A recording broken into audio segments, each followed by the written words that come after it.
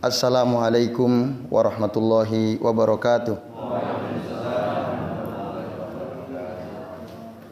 Alhamdulillahi rabbil alamin wa bihi nasta'inu ala umuri dunya waddin.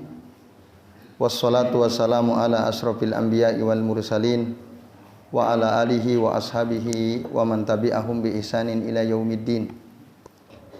Ashhadu an la ilaha illallah wahdahu la syarikalah wa ashhadu anna Muhammadan abduhu wa rasuluh.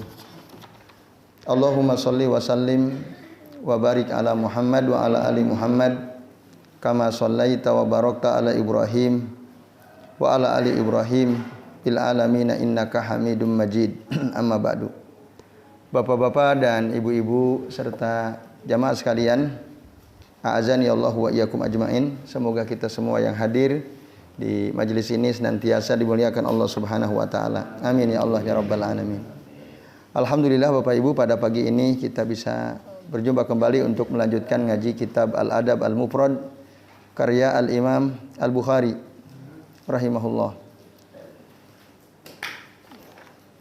Dan pada pagi ini kita akan membahas bab tentang birru birru al-ab. Ya. Bahkan birru al-walidain, ya, birru al-walidain wa in zalama. Bapak Ibu dan jamaah sekalian, pertama ya ada hadis dari beberapa sahabat Nabi ya sallallahu alaihi wasallam, di antaranya dari Abu Hurairah radhiyallahu anhu, dari Bahz bin Hakim, dari Muawiyah bin Hidah radhiyallahu anhum ajmain. Nah, isi hadisnya hampir sama dan yang kami sampaikan hadis dari Bahz bin Hakim dulu ya. An abihi an jaddihi, dari bapaknya dari kakeknya, qultu aku bertanya, ya Rasulullah, duhai Rasulullah, man abarru, qala ummak, siapa orang yang aku berbakti ya kepadanya? Siapakah orang yang sebaiknya aku berbakti kepadanya? Apa kata Nabi? Ummaka, ibumu. Qultu, lalu aku bertanya lagi, man abarru, siapa orang yang aku sebaiknya berbakti kepadanya? Qal ummaka, kata Nabi, ibumu. Qultu man abarru, lalu yang ketiga pertanyaannya sama, siapakah orang yang sebaiknya aku berbakti kepadanya? Qala ummak, ibumu, kata Nabi. Lalu yang keempat, qultu man abarru, aku berkata lagi, siapakah orang yang sebaiknya aku berbakti kepadanya? Qala abak, bapakmu. Summal aqrab fal aqrab, kemudian ya, kerabat berikutnya, kerabat atau keluarga dekat berikutnya. Itu riwayat dari Bahz bin Hakim. Nah, sementara dalam riwayat Muawiyah bin Hidah ada sedikit perbedaan redaksi. Kalau dalam riwayat Muawiyah bin Hidah dikatakan, qultu ya Rasulullah, man ahaqqun nasi bi husni sahabati, duhai Rasulullah, siapakah orang yang paling berhak ya untuk ya aku memperlakukannya dengan baik. Man ahaqqun nasi bi husni sahabati, kata Nabi, qala qala ummuka, qultu summa man, qala ummuka, qultu summa man, qala ummuka, summa qultu summa man, qala abu. Nah, ini redaksi dari Muawiyah bin Hidah, riwayat Imam Muslim ya. Begitu pula nanti dalam riwayat Abu Hurairah radhiyallahu anhu, beliau menceritakan, ata rajulun Nabi Allah sallallahu alaihi wasallam faqala, datang seorang laki-laki kepada Nabi sallallahu alaihi wasallam, lalu orang itu berkata, ma ta'muruni, apa yang kau perintahkan kepadaku? Kata orang itu nanya kepada Nabi. Faqala birra ummaka, ya, birra ummaka summa ada, faqal birra ummaka summa ada, faqal birra ummaka summa ada, faqal birra ummaka summa ada, ar-rabi'ah faqala birra abak. Apa yang kau perintahkan kepadaku? Kata orang itu. Kata Nabi, berbaktilah kepada ibumu. Kemudian dia mengulang lagi. Kemudian Nabi pun lagi-lagi mengatakan birru ummaka, berbaktilah pada ibumu. Lalu dia ulang lagi pertanyaannya, yang ketiga kalinya Nabi pun mengatakan birru ummaka, baktilah kepada ibumu. Summa ada, nah yang keempat kalinya dia bertanya dengan pertanyaan yang sama, mata muruni, faqala Nabi sallallahu alaihi wasallam fi ar-rabi'ah, yang keempat kalinya birru abaka, katanya, baktilah kepada bapakmu. Bapak Ibu dan jamaah sekalian, ini hadis masyhur ya, sangat terkenal. Insya Allah semua kita pernah mendengar hadis ini ya. Dan diriwayatkan oleh beberapa sahabat Nabi. Di antaranya tadi oleh Abu Hurairah, oleh Bahaz bin Hakim, oleh Muawiyah bin Hidah radhiyallahu anhu. Tapi ada sedikit perbedaan redaksi atau kalimat. Nah ini, lalu apa faidah yang kita bisa ambil dari hadis ini? Bapak Ibu dan jamaah sekalian, a'azanillahu wa iyyakum ajmain. Nah, di antara faidah penting dari hadis ini adalah hadis ini menunjukkan wujubu birri al-walidaini wa tahrimi uquqihima. Wajib berbakti kepada kedua orang tua dan haram ya bersikap kebalikannya atau menyakiti kedua orang tua. Nah, ini durhaka kepada orang tua itu haram. Kemudian di dalam beberapa hadis yang tadi kami sampaikan, ketika Nabi ditanya, ya, siapakah orang yang aku sebaiknya berbakti kepada dia? Nah, jawaban Nabi, ummaka, ummaka, ummaka. Baru yang keempat, abaka. Nah, kenapa Rasul mendahulukan al-um? Takdimu ridhal ala ridhal ab. Mendahulukan keridhaan ibu daripada keridhaan bapak. Nah, para ulama mengatakan seperti disebutkan dalam kitab Rasul Barad Syarah Al-Adab Al-Mufrad, al-ummu tafdulu alal abi fi salasin, karena seorang ibu itu lebih utama daripada bapaknya dalam 3 hal. Ya. Yang ini tidak dimiliki oleh si bapak. Nah, apa 3 hal yang dimaksud? Yang pertama, ya, mengandung, al-hamal. Bapak kan gak ada yang mengandung ya? Nah, tidak ada. Mengandung si bayi tersebut, mengandung kita waktu kita masih kecil. Nah, ini tentu sangat melelahkan ya Bapak Ibu. Menyulitkan, tidur susah, mau bergerak susah. Itu sebab yang pertama. Kenapa Rasul sampai menekankan ibu 3 kali. Yang kedua, nah, al-wiladah, waktu melahirkan, taruhannya nyawa gitu. Ketika si ibu melahirkan anaknya, bapak-bapak tahu sendiri ya bagaimana sulitnya seorang ibu ketika akan melahirkan anak. Nah, bahkan itu taruhannya nyawa antara hidup dan mati. Kemudian yang ketiga, ar-rodho'ah, menyusui, wa tarbiyah sekaligus, dan mendidik ya. Nah, ini tentu sangat melelahkan, bahkan seringkali si ibu mungkin tidak tidur malam, begadang semalaman, gak bisa istirahat karena ngurusin bayinya. Nah, itulah sebabnya kenapa Nabi sampai 3 kali ya, ibumu, ibumu, ibumu itu. Nah, baru kemudian yang keempat, bapakmu. Nah, bapak-bapak dan ibu-ibu serta jamaah sekalian, tapi jangan menganggap oh kalau bapak berarti tidak punya keutamaan. Enggak ya. Bapak punya keutamaan yang tidak dimiliki oleh ibu ya. Ammal abu falahu fadlun nafaqati war riayati wal himayah.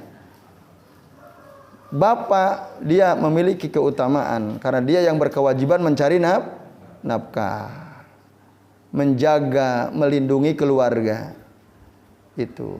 Maka bapak pun tetap harus dimuliakan, berbakti kepada bapak, Tetapi memang jaa ba'dal fil martabatir rabi'ah. Itu datang yang keempat ya, di tingkat keempat setelah ibu dan ibu 3 kali. Nah, ini Bapak Ibu dan jamaah sekalian, a'azanillahu wa iyyakum ajmain. Nah, jadi di antara pelajaran penting dari hadis ini adalah apa? Ta'kidu azamati haqqil ummi fil Islam wa wujubu birriha wa ta'atiha wal ihsan ilaiha qaulan wa fi'lan. Nah, di dalam hadis ini ditekankan tentang besarnya hak seorang ibu di dalam Islam dan wajibnya berbakti dan taat kepada ibu, berbuat baik kepada ibu, qaulan wa fi'lan, baik ucapan maupun perbuatan. Itu bapak-bapak dan ibu-ibu. Walaupun mungkin sebagian besar jenengan sudah nggak punya ibu ya, udah yatim piatu. Ya, yang masih ada maka baktilah kepada ibu ya, baik secara ucapan maupun tadi secara perbuatan. Nah, ini bapak-bapak dan ibu-ibu serta jamaah sekalian. Jadi sungguh sangat besar hak seorang ibu. Bahkan Nabi pernah mengatakan, ada satu riwayat yang menjelaskan bahwa a'zamun nasi haqqan ya, a'zamun nasi haqqan 'ala rijali ummuhu. Manusia yang paling besar haknya atas seorang laki-laki adalah ibunya. A'zamun nasi haqqan 'ala rijal ya, au 'ala rajuli ummuhu. Sebesar-besar hak manusia atas laki-laki adalah ibunya. Jadi ibu itu yang paling besar haknya di hadapan laki-laki. Wa a'zamun nasi haqqan 'alal mar'ati ya zaujuha. Nah, ini beda ya. Sebesar-besar manusia ya, manusia yang paling besar haknya atas kaum wanita, atas perempuan adalah suami. Nah, ini kalau sudah berumah tangga. Jadi kalau sudah berumah tangga, Bapak Ibu, manusia yang paling besar haknya bagi seorang laki-laki adalah ibu. Tapi kalau sudah menjadi istri, wanita sudah menjadi istri dari seseorang, maka berubah tuh. Jadi hak yang paling besar, ya, orang yang haknya paling besar atas wanita adalah siapa? Suaminya. Nah, itu disebutkan dalam kitab riwayat ini Mausu'ah Hukukil Insan fil Islam ya. Nah, maksudnya gimana Bapak Ibu dan sekalian? Kalau sudah berumah tangga, nah, kalau laki-laki misalnya ada konflik antara istri dengan ibunya, maka siapa yang perlu didahulukan oleh si suami tadi? Ibu. Itu beda memang. Tapi kalau istri ya, seorang istri, manusia yang paling besar hak atas dirinya adalah suami. Ketika suaminya konflik sama bapak ibunya, bapak ibu si istrinya maksudnya, gitu ya. Siapa yang harus didahulukan oleh seorang istri? Suami, gitu. Jika suaminya bilang, "Bu, aku mohon maaf ya, nggak mau kedatangan orang tuamu. Jadi kalau bapak ibu mau sini bilang nggak usah." Misalnya, padahal kedua orang tua si istri itu ingin sekali ketemu, tapi suaminya bilang nggak usah. Mana yang dituruti? Suami. Itu. Jika ada keributan gitu ya, dahulukan suami. Nah, tentu ya, terutama suami-suami yang soleh ya. Nah, itu pasti ribut, ada persoalan tentu saja. Jadi ini Bapak Ibu dan jamaah sekalian, a'azanillahu wa iyyakum ajmain. Nah, kemudian Bapak Ibu dan hadirin sekalian, annal birra la yaktasiru alal hayati faqat. Bakti kepada Bapak Ibu tidak hanya ketika mereka masih hidup saja. Walaupun ini tentu pertanyaannya ketika masih hidup ya. konteksnya. Tetapi para ulama mengatakan berbakti kepada kedua orang tua tidak terbatas pada saat mereka masih hidup saja. Ketika mereka sudah meninggal pun, sudah wafat pun, kita sebagai anak bisa ya berbakti. Bahkan ada cara-cara berbakti yang dijelaskan oleh Nabi SAW. Apa diantaranya? Mendoakan. Nah itu kalau dulu mungkin ya, ketika orang tua masih hidup, bapak ibu kita masih hidup, kita sering membangkang, jangkar, berani bentak dan seterusnya sampai beliau meninggal. Nah sekarang kita baru sadar, ternyata kita ini durhaka. Bagaimana cara memperbaikinya? Nah maka kita bisa berbakti dengan cara selalu mendoakannya. Itu. Dan doa kita selaku anak sangat bermanfaat untuk kedua orang tua kita yang saat ini sedang ada di alam barzakh. Ya. Pernah suatu ketika kata Nabi ada seseorang bertanya ya, di alam kubur sana, di alam barzakh, bertanya kepada Allah Subhanahu wa taala. Nah, dia melihat derajat dia di sorga itu naik. Karena orang-orang soleh, Bapak Ibu, di alam kubur sudah diperlihatkan tempatnya di sorga. Orang soleh itu ketika dia ada di alam kubur, saat ini mereka mendapatkan nikmat. Semua orang soleh. Makanya orang soleh ketika digotong jenazahnya, dia ingin segera dikubur. Qaddimuni. Nah, cepat segerakan aku. Nah, karena dia akan mendapatkan kesenangan, bahkan tidak ada yang lebih dia cintai daripada apa yang ada di hadapan dirinya, di hadapan dia itu. Kata Nabi begitu. Nah, nanti diperlihatkan tempatnya di sorga di mana. Sehingga semua orang-orang soleh, Bapak Ibu dan jamaah sekalian, ya, berdoa kepada Allah agar segera kiamat. Iya, semua ahli kubur yang soleh-soleh itu serempak doanya sama. Minta segera Kenapa? Biar cepat-cepat bisa menempati tempatnya di sorga. Dia udah tahu. Nah, tapi ada orang yang kok naik gitu. Dia bertanya, apa sebabnya ini? Kok bisa naik derajatku ya Rabb? Apa jawabannya? Bidu'ai wastighfari waladikalak. Itu disebabkan karena doa dan istighfar anakmu untukmu. Nah ini Bapak Ibu. Jadi kalau kita sebagai anak sering mendoakan orang tua, sering beristighfar Allahumma gfirli wali walidayya. Nah, dan seterusnya, itu akan menyebabkan derajat orang tua kita di surga jadi naik. Kalau kita sering mendoakan dan beristighfar untuknya. Nah itu bisa kita lakukan terus menerus selama kita masih hidup. Walaupun orang tua kita sudah tidak ada, kita bisa mendoakannya, bisa beristighfar untuk kedua orang tua kita. Itu. Kemudian apalagi? Ya, sodako untuk kedua orang tua. Nah untuk sodako nggak usah ngundang orang ke rumah, nggak perlu. Ya tidak perlu. Dulu ada seorang sahabat, itu saya punya kebun, ya sekian meter, saya wakafkan untuk kedua orang tua saya. Saya wakafkan ke masjid, pesantren, atau untuk dibuat pesantren, pahalanya untuk kedua orang tua saya. Nah, itu tentu sangat bermanfaat, karena kita punya tanah misalnya 1000 meter, diwakafkan dibangun masjid, nah, dipakai terus untuk ibadah, itu terus mengalir pahalanya kepada kedua orang tua. Nah ini bapak-bapak dan ibu-ibu serta jamaah sekalian, atau ke lembaga pendidikan Islam, ke pesantren dan seterusnya. Nah itu dulu pernah ada seorang sahabat Sa'ad bin Ubadah radhiyallahu anhu. Beliau mengatakan, anna ummahu matat wa huwa ghaibun anha.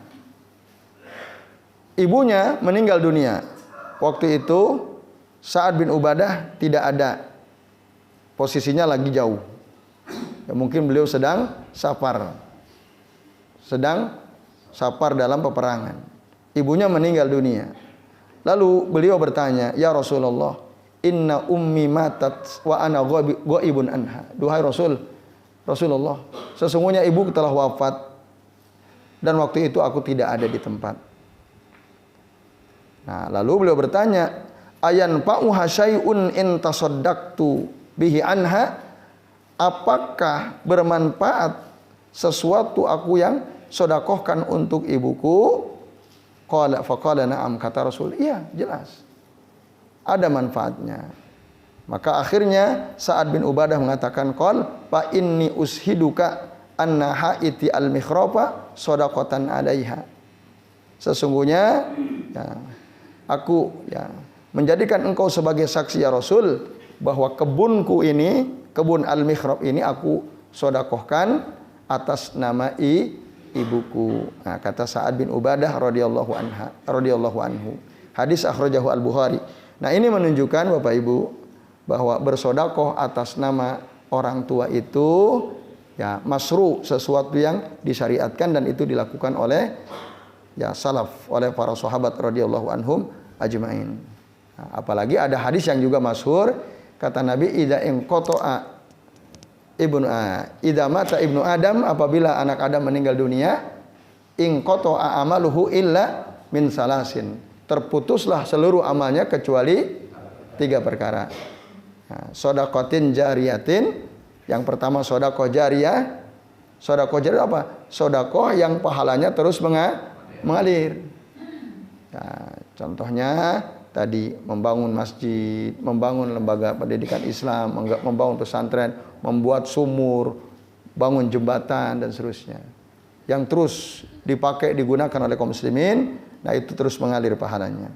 Au ilmin yuntafa'u bih, atau ilmu yang bermanfaat, au waladin solehin yad'u lahu, atau anak soleh yang mendoakan kebaikan untuk kedua orang tuanya atau untuk orang tuanya.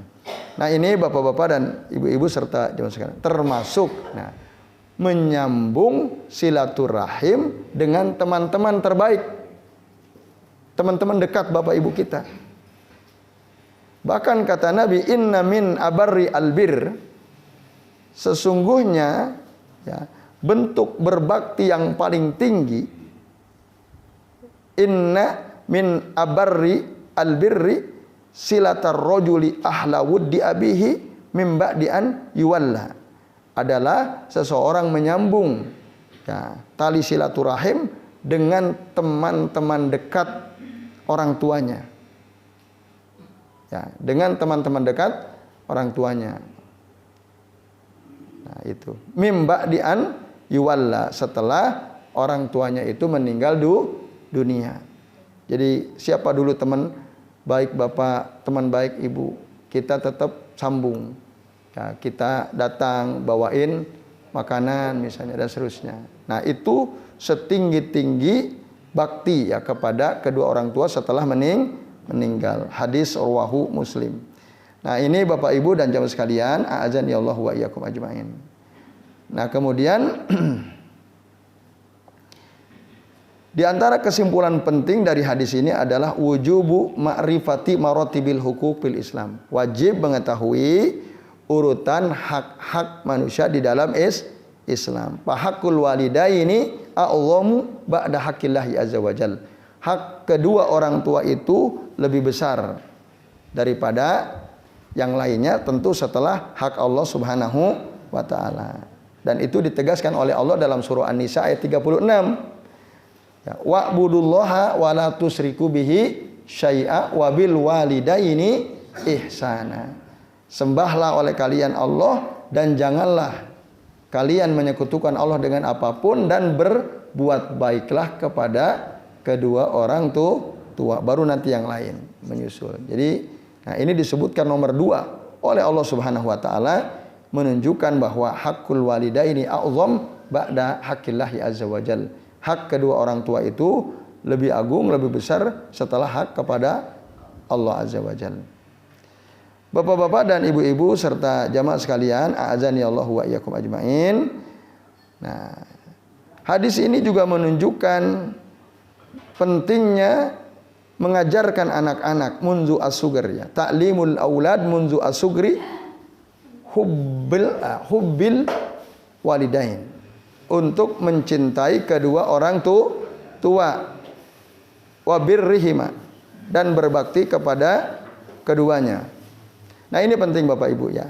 Jadi bapak harus mengajarkan kepada anak, nah, kamu harus cinta sama ibumu, kamu harus bakti sama ibumu, kamu harus muliakan ibumu. Nah, ibu juga begitu harusnya. Nah, kamu hormati bapakmu. Bapakmu itu kerja capek, bapak itu ya melindungi kamu dan seterusnya. Jangan sekali-kali kamu berani nak sama bapakmu. Nah, jadi bapak dan ibu mengajarkan anak-anaknya supaya menghormati, berbakti, bahkan cinta kepada masing-masing. Jangan malah ngompori. Ya, ibunya ngompori anak-anak supaya benci bapaknya. Bapaknya ngompori anak-anak supaya benci sama ibunya. Rusak nanti. Akhirnya nggak ada yang ditaati oleh anak. Karena apa? Kesalahan orang tua. Walaupun barangkali bapak ibu ya, kadang-kadang suami istri itu ada keributan. Nah, jangan gara-gara kesel sama pasangan, akhirnya anaknya diprovokasi biar kesel juga. Nah, ini nggak benar, nggak benar. Jadi harus dilindungi. Kehormatan wibawa bapak harus dilindungi oleh seorang ibu di hadapan anaknya. Begitu sebaliknya, kemuliaan seorang ibu harus dijaga di hadapan anak-anak. Ketika anak berani sama ibunya, bapaknya tegas, nak, itu ibumu. Walaupun mungkin si bapak lagi berantem sama ibunya ya. Itu tetap ketika anaknya berani, bapaknya harus marahi anaknya. Itu ibumu, jangan kurang ajar kamu nak. Iya. Begitu sebaliknya, ketika dia berani membantah bapaknya, ibunya lihat marah ibu itu sama anak. Nak, itu siapa? Itu bapakmu. Kamu jangan seperti itu. Nah, ini Bapak Ibu, itu yang dimaksud bahwa anak itu harus diajarkan sejak kecil supaya cinta kepada kedua orang tua. Siapa? Ya keduanya. Bila mana ini tidak dilakukan, maka pasti anak-anak akan membenci ya. Bahkan mungkin susah taat kepada kedua orang tuanya. Nah, ini Bapak-bapak dan ibu-ibu serta jamaah sekalian, a'azanillahu wa iyyakum ajmain. Nah, kemudian kesimpulan yang terakhir dari hadis ini, annaman arada ridallahi falyatlubhu min tariqi birril walidaini khususan al-um. Bahwa barang siapa yang menginginkan keridhaan Allah, hendaklah dia mencarinya lewat cara berbakti kepada kedua orang tua, khususnya ibu tadi ya, sampai Nabi menyebutkan 3 kali. Nah, ini Bapak Ibu dan hadis kalian di antara beberapa kesimpulan penting dari 3 hadis tadi yang intinya sama ya. Kemudian yang terakhir, hadis dari Abdullah bin Abbas radhiyallahu anhu. Ini kata Atha bin Yasar rahimahullah, an Ibnu Abbas radhiyallahu anhuma, annahu atahu rajulun faqala, bahwasanya datang kepada Abdullah bin Abbas seorang laki-laki, lalu si orang ini bertanya, inni khatabtu imra'atan, sungguh aku telah melamar seorang wanita, fa'abat an tankihani, tapi si perempuan itu tidak mau menikah denganku. Wa khatabaha ghairi, lalu dia dikhitbah oleh orang lain selain diriku, oleh laki-laki lain. Fa'ahabbat an tankihahu, dia pun mau dinikahi oleh laki-laki yang lain. Jadi aku ditolak, yang lain diterima. Itu. Kata orang ini, dia bertanya kepada Abdullah bin Abbas, "Fagirtu 'alaiha," maka aku pun cemburu. Ya, atas itu penolakan itu. Apa yang dilakukan oleh orang ini? Dia mengatakan kepada Abdullah bin Abbas, "Faqataltuha." Akhirnya aku bunuh si perempuan itu. Dibunuh Bapak Ibu. Dia membunuh wanita yang menolak dirinya. Oh, ternyata ini sudah terjadi sejak dulu ya. Jadi jika di zaman sekarang itu terjadi, dulu juga pernah terjadi. Nah, dibunuh Bapak Ibu. Lalu, tapi waktu itu dia sadar, "Fahal li min taubatin?" Apakah aku bisa bertaubat? Nah, Bapak Ibu dan jamaah sekalian, menarik jawaban daripada Abdullah bin Abbas. Apa kata beliau? Ummuka hayyah. Ibumu masih hidup nggak? Ibumu masih hidup atau tidak? Apa jawaban orang ini? Qala la. Tidak ya Abdullah bin Abbas. Tidak, ibuku sudah tidak ada. Nah, akhirnya kata Abdullah bin Abbas, tub ilallahi azza wa jalla, bertaubatlah engkau kepada Allah azza wa jalla, wa taqarrab ilaihi mastata'ta. Lalu dekatkanlah dirimu kepada Allah semampu kamu. Dekatkan dirimu. Taubat, lalu terus mendekat kepada Allah Subhanahu wa taala semampu kamu. Nah, fadhahabtu, maka aku pergi. Ya. Lalu fasa'altu Ibnu Abbas, Atha bin Yasar bertanya kepada Abdullah bin Abbas, lima sa'altahu an hayati ummi. Nah, jadi setelah orang itu pergi tadi, Atha bin Yasar, murid daripada Abdullah bin Abbas bertanya, lima sa'altahu an hayati ummihi. Kenapa kok engkau tanya tentang ibunya hidup atau enggak? Kok itu yang ditanya gitu kan? Apa jawaban Abdullah bin Abbas? Inni la a'lamu amalan aqrabu ilallahi azza wa jalla min birri alwalidah. Aku tidak mengetahui ada amalan yang lebih bisa mendekatkan diri kepada Allah azza wa jalla daripada berbakti kepada ibu. Alwalidah itu ibu. Nah, itu jawaban Abdullah bin Abbas radhiyallahu anhu. Nah, Bapak Ibu dan hadirin sekalian, a'azani Allah wa iyyakum ajmain. Nah, dia tadi ngaku membunuh kan? Padahal dalam Al-Qur'an orang yang membunuh itu hukumannya apa? Qisas. Al-qatlu bil qatl. Kenapa Abdullah bin Abbas enggak, kamu bunuh orang? Wah, ini harus dibunuh kamu. Ya kan? Tapi itu tidak dilakukan. Satu, karena Abdullah bin Abbas bukan seorang khalifah. Bukan seorang khalifah. Yang kedua, bisa jadi kejadiannya dulu mungkin ketika orang ini masih kafir. Udah berlalu lama gitu. Tapi kalau ada orang melaporkan si fulan membunuh si fulan, nah, kepada hakim, kepada khalifah, itu baru bisa dikisos. Nah, tapi ini pengakuan dirinya dan bukan kepada pihak yang berwenang atau bukan khalifah tadi ya, bukan pihak berwajib, sehingga dia tidak dikenakan kisos. Bahkan tadi suruh apa? Disuruh taubat kepada Allah azza wa jalla. Setelah ditanya ibumu masih hidup atau tidak. Ketika dia menjawab tidak, taubatlah kamu kepada Allah.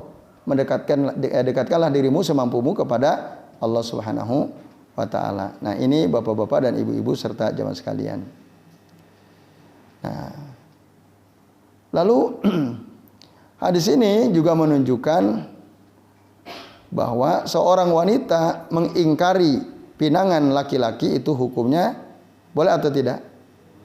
Boleh. Kalau memang si perempuan itu tidak ridho, dalam arti tidak suka, nggak masalah. Loh, nanti akibatnya dibunuh.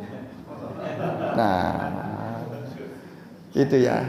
Tidak semua laki-laki ketika ditolak membunuh. Tidak semua ya. Tapi jikapun itu resikonya, ya tinggal minta perlindungan ya. Minta perlindungan kepada Allah azza wa jalla dari keburukan. Nah, ini Bapak Ibu dan sekalian, dan seorang laki-laki sebaiknya apabila tidak diterima lamarannya, yang harus dilakukan cari yang lain. Jangan ya membunuh yang menolak dirinya. Emangnya perempuan cuma satu. Nah, kan cari yang lain, Bapak Ibu. Nah, itu nanti berdosa ya. Itu. Ya, yang jelas membunuh jiwa, satu jiwa Al-Quran itu pakaan nama qatalan nasa jami'a, seakan-akan dia itu membunuh manusia seluruh dosanya besar sekali itu membunuh. Ya, tapi tetap harus taubat. Tapi kan hak Allah itu, apakah Allah menerima taubatnya atau Allah akan mengazab dirinya, kita tidak tahu. Nah, intinya bahwa membunuh seseorang itu adalah perbuatan dosa besar. Maka jangan sampai ada laki-laki ketika ditolak lamarannya lalu dia membunuh. Nah, ini bukan contoh yang baik ya Bapak Ibu dan sekalian. Nah, kemudian kita kalau ditanya oleh seseorang yang berbuat maksiat, Maka di antara fatwa penting yang perlu kita sampaikan apa? Suruhlah dia bertaubat. Bertaubatlah itu. Kita suruh taubatlah kamu kepada Allah Ta'ala. Dekatkanlah dirimu kepada Allah Subhanahu wa Ta'ala sebagaimana dilakukan oleh Abdullah bin Abbas. Kemudian yang terakhir, Bapak Ibu dan jemaah sekalian, ya. Hadis ini menunjukkan bahwa birrul ummi ya, yuqarribul insanal asya ila Allah Ta'ala. Aksar minat ta'atil ukhra. Berbakti kepada ibu itu bisa mendekatkan seseorang ya, pelaku maksiat kepada Allah Subhanahu wa Ta'ala. Lebih banyak ya, daripada ketaatan-ketaatan yang lain. Artinya banyak ketaatan yang kita bisa lakukan. Tapi ketaatan yang paling bisa mendekatkan diri kepada Allah adalah bakti kepada ibu. Nah, itu poin penting dari hadis Atha bin Yasar dari Abdullah bin Abbas tadi. Bapak-bapak dan ibu-ibu serta jamaah sekalian, a'adzani Allahu wa iyyakum ajmain. Jadi ini beberapa keterangan penting yang kita bisa ambil dari hadis yang terakhir ini tadi. Ya, saya kira ini dulu yang bisa kita bahas. Insya Allah nanti kita akan lanjutkan di bulan yang akan datang ya. Betul ya? Ya, silakan. Tadi itu hadisnya kan anak itu berpasti pada ibunya 3 kali. Apakah itu berlaku untuk anak adopsi? Karena ibunya tidak melahirkan, tidak menyusui, tidak mengandung. Ya. Karena mengadopsi anak. Ya. Itu saat itu berlaku untuk anak adopsi. Wah, iya betul. Ya, tabani. Betul tadi. Tadi alasannya kenapa Nabi sampai 3 kali menjawab ibumu, ibumu, ibumu. Keterangannya karena ibulah yang mengandung, ibulah yang melahirkan, ibulah yang menyusui. Nah, ini pertanyaannya bagaimana jika anak hasil adopsi? Nah, apakah hadis ini berlaku gitu ya, Bapak Ibu dan jemaah sekalian, a'adzani Allah wa iyyakum. Maksudnya kepada ibu yang mengadopsinya gitu Pak ya? Ya. Nah, tergantung dia diadopsinya mulai kapan. Nah, ini penting juga kan? Mengadopsinya mulai kapan? Apakah ketika dia masih menyusu atau tidak? Masih kecil. Nah, bisa jadi mungkin nggak ibu-ibu? Ibu mengadopsi anak masih punya air susu. Mungkin saja. Mungkin. Kecuali mungkin si ibu ini nggak punya anak Pak ya. Lama nggak punya anak, ingin punya anak lalu mengadopsi anak. Ya walaupun mungkin ada cara ya yang bisa supaya keluar ASI-nya. Dan Bapak Ibu penting itu. Mengadopsi anak dikasih ASI itu penting supaya apa? Jadi mahram. Iya. Supaya jadi mahram. Kan mahram itu ibu susuan. Kalau mengadopsi nggak disusui, nah nggak bisa jadi mahram tuh. Misalnya ya, anak yang diadopsi anak perempuan. Itu kalau nggak disusui oleh si ibu yang mengadopsi, anak ini nggak bisa menjadi mahram buat bapaknya. Sehingga nanti kalau dia tumbuh dewasa, ini anak nggak boleh buka aurat di depan bapaknya. Iya. Karena apa yang menjadikan dia mahram kan nggak ada. Tidak ada. Itu. Bahkan mungkin si bapak ini bisa menikahi dia. Bisa kalau tidak disusui. Itu caranya. Jadi harus disusui. Kalau dia anak laki-laki misalnya yang diadopsi, tidak disusui sama ibunya, itu nggak bisa jadi mahram. Iya, dia bisa nikah sama ibunya sendiri. Karena kan karena tidak disusui, maka harus disusui biar bisa jadi anak susuan. Nah, itu Pak. Ibu-ibunya, maka hati-hati ya yang mengadopsi anak. Bahkan dulu pernah Bapak Ibu, di zaman Rasul ada seorang sahabat punya anak adopsi. Ya usianya sudah 6 tahun kira-kira. Istri dari sahabat ini kan bingung, nanya sama Rasul, nanya, ya apakah si fulan ini Ya. Dia menjadi mahram bagiku ya Rasulullah. Tidak, kata Rasul, kecuali jika kamu susui dia. Masalahnya sudah 6 tahun. Nah, itu ada riwayat yang menjelaskan itu. Kata Nabi susui. Nah, susuinya Bapak Ibu untuk supaya bisa menjadi mahram bisa disusui langsung. Tapi kan 6 tahun nggak mungkin disusui langsung. Ya, bisa disusui, susu si ibu ini dituangkan ke gelas, lalu kemudian diminum oleh si anak tersebut. Walaupun 1, 2, 3 tegukan itu sudah menjadi mahram. Itu. Nah, ini saya kira penting ya. Yang mau mengadopsi anak ini perlu diperhatikan ya. Baik anak laki perempuan ada konsekuensinya. Maka perlu diusahakan supaya bisa menjadi mahram disusui. Karena kalau hanya ngasuh saja itu tidak menjadi sebab dia menjadi mahram. Jadi itu Pak. Terus yang kedua, kalau disusui berarti ya minimal tadi disusui. Jika tidak, itu bagaimana? Tadi apakah ibumu berlaku atau tidak? Maka mafhum, apa yang kita bisa pahami dari hadis ini, kalau hanya sekedar mengadopsi lalu diurus oleh kedua orang tua yang mengadopsi, kalau begitu berarti mafhumnya apa? Ketaatan si anak ini kepada kedua orang tua yang mengadopsinya seimbang. Karena 3 alasan tadi nggak ada kan? Jadi itu Pak. Berarti begitu mafhumnya Pak. Apa yang kita bisa pahami? Artinya harus sama-sama dimuliakannya, sama-sama dihormatinya gitu. Tidak ada perbedaan penekanan. Nah, tapi kalau ibu yang melahirkan, ibu yang mengandung, melahirkan, menyusui, nah itu ada penekanan.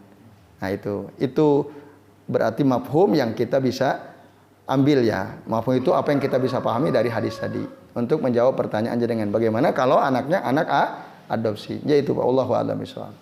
Ya silakan. Kemudian kewajiban terhadap orang tua yang sesungguhnya. Ya. Kewajiban terhadap orang tua sesungguhnya. Oke, baik. Sekaligus menanyakan mengenai tadi anak angkat yang bukan mahram ya Pak. ya.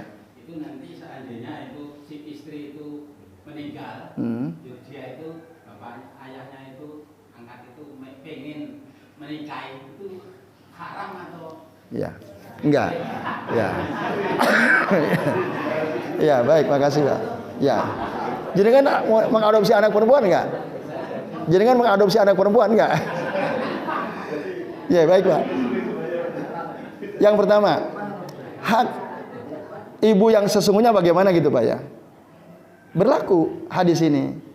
Nah, tentu dia punya orang tua asli ya, ibu bapak yang asli. Maka si anak yang diadopsi oleh orang lain, dia tetap wajib berbakti kepada bapak ibunya yang asli, walaupun yang ngurusin dia mungkin orang lain. Yaitu, dan sebaiknya memang kedua orang tua adopsi yang mengadopsi dia juga memahamkan kepada si anak, nah bapak ibu aslimu itu sebenarnya si fulan dan fulanah. Nanti kalau kamu bertemu dengan mereka, tetap kamu harus muliakan mereka, kamu bakti kepada mereka. Jadi itu Pak. Jadi haknya tetap berlaku. Jadi itu. Kemudian bahkan nanti insya Allah kita akan bahas. Meskipun zolim sebenarnya kedua orang tuanya, tetap anak berbakti kepada kedua orang tua. Jadi itu. Kemudian yang terakhir tadi, apabila ada anak perempuan diadopsi gitu ya, terus tidak disusui, tinggal tergantung Pak, lihat disusui atau tidak sama istri si bapak ini. Itu. Kalau tidak disusui, anak itu boleh dinikahi oleh si bapak yang mengadopsinya. Kalau mau. Tapi mungkin karena diurus Bu, masa sih? Nah, diurus, disekolahkan, dididik dan seterusnya. Walaupun mungkin jarak usianya jauh. Karena waktu mengadopsi bapaknya usia 30, anaknya masih bayi kan. Beda 30 tahun gitu ya. Nah, selama tidak disusui oleh istrinya, nah maka, dan syarat kedua apa? Kalau dia mau gitu ya. Kalau dia mau, boleh, tidak ada halangan. Tidak ada halangan. Gitu, Pak. Tapi kalau sudah disusui, itu haram, jadi haram. Yaitu karena ibu susuan suaminya juga otomatis menjadi mahram bagi anak yang disusui oleh istrinya. Jadi itu Pak, tergantung ya, tergantung. Belum meninggal, meninggal. Kalau istrinya belum meninggal, ya disusui atau tidak? Enggak disusui. Ya, kalau tadi apa? Si bapak itu mau. Kalau kita bicara hukum syara boleh, cuman kan apa tegel sama istrinya kan gitu. Terus apakah si anak itu mau, apabila semua oke, nggak ada masalah, tidak haram selama tadi tidak disusui. Nah, Pak Haris boleh juga mengadopsi anak. Iya, bisa itu diurus, disekolahkan, dikuliahkan. Nah, di P baru. Itu bisa Pak Haris. Nah, itu cara yang baik gitu ya. Ya itu Pak Haris. Iya. Monggo. Kalau seorang wanita yang sudah menikah tapi condong ke ibu atau orang tuanya, tidak condong ke suami, ya. Dan biasanya curhat ke ibunya atau bapaknya. Nah, setelah mungkin masih jadi satu kan, biasanya orang tua akan membantu anak ini, akan timbul pertektokan. Nah itu apakah hukumnya gimana? Hukum seorang wanita seperti itu ya. Ya, tadi kami sampaikan bahwa a'zamun nasi 'alal mar'ati zaujuha. Manusia yang paling besar haknya bagi wanita adalah suaminya. Tapi jika ada istri yang justru lebih condong pada kedua orang tua, lebih memuliakan orang tua daripada suaminya, berarti dia menyelisihi riwayat ini.